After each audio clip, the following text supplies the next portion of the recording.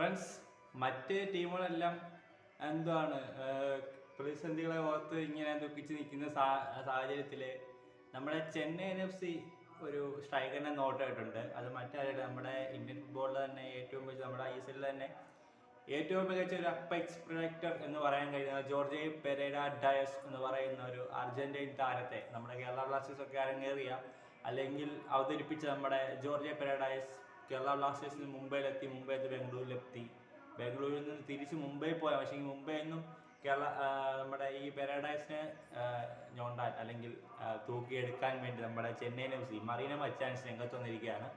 നമ്മൾക്ക് ആ ഒരു താരത്തിൻ്റെ വാല്യൂ അല്ലെ ആ ഒരു താരത്തിൻ്റെ പെർഫോമൻസ് അല്ലെ ആ താരത്തിൻ്റെ ഒരു ബ്രില്യൻസ് ഒക്കെ നമുക്ക് ഇന്ത്യൻ ഫുട്ബോൾ കണ്ടവർക്ക് എല്ലാവർക്കും അതിനെക്കുറിച്ച് അറിയാവുന്നതാണ്. നമ്മുടെ കേരള ബ്ലാസ്റ്റേഴ്സിനെ ഫോളോ ചെയ്ത എല്ലാവർക്കും, മുംബൈയെ ഫോളോ ചെയ്താലും ബാംഗ്ലൂരിനെ ഫോളോ ചെയ്താൽ എല്ലാവർക്കും ആയാലും അറിയാം. കാരണം ബാംഗ്ലൂരു അല്ലെങ്കിൽ കേരള ഒരു ഇന്ത്യൻ ഫുട്ബോളിലെ തന്നെ ഏറ്റവും മികച്ച ഒരു ഗോൾ പോച്ചർ എന്ന് തന്നെ പറയാൻ കഴിയും നമ്മുടെ പാരഡൈസിനെ. ആ ഒരു താരത്തെ സ്വന്തമാക്കാൻ പോവുകയാണ് നമ്മുടെ ചെന്നൈയിൻ FC മറീന മച്ചാൻസ്. നമ്മുടെ റിപ്പോർട്ട് ഇങ്ങനെയാണ്: വിദേശ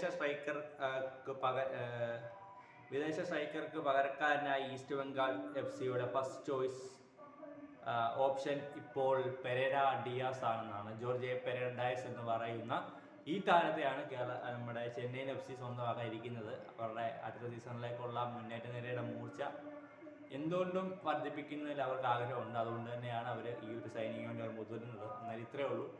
മറ്റ് ടീമുകളൊക്കെ പ്രതിസന്ധികളെ ഓർത്ത് ദുഃഖിച്ചിരിക്കുമ്പോൾ നമ്മുടെ ചെന്നൈയിൻ FCയെ പോലുള്ള താരങ്ങൾ അല്ലെങ്കിൽ ചെന്നൈയിൻ FCയെ പോലുള്ള ടീമുകൾ അല്ലെങ്കിൽ ഒരു മാനേജ്മെൻറ്റുകൾ ഇങ്ങനെ പല താരങ്ങൾ എത്തിച്ചുകൊണ്ടിരിക്കും. കേരള ബ്ലാസ്റ്റേഴ്സൊക്കെ ഇങ്ങനെ ലീഗിൻ്റെ പ്രതിസന്ധികളൊക്കെ ഓർത്ത് ഇങ്ങനെ ദുഃഖിച്ചുകൊണ്ടിരിക്കാനേ പറ്റത്തുള്ളൂ. കാരണം മറ്റ് ടീമുകളൊക്കെ അതിനപ്പുറത്തെ സൈനിങ്ങും അങ്ങനെയുള്ള ഒരുക്കങ്ങളൊക്കെയാണ് വരുന്നത്. അന്നേരം കരുതിയിരിക്കുക ചെന്നൈയിൻ FC ഒക്കെ, അത്രയേ ഉള്ളൂ.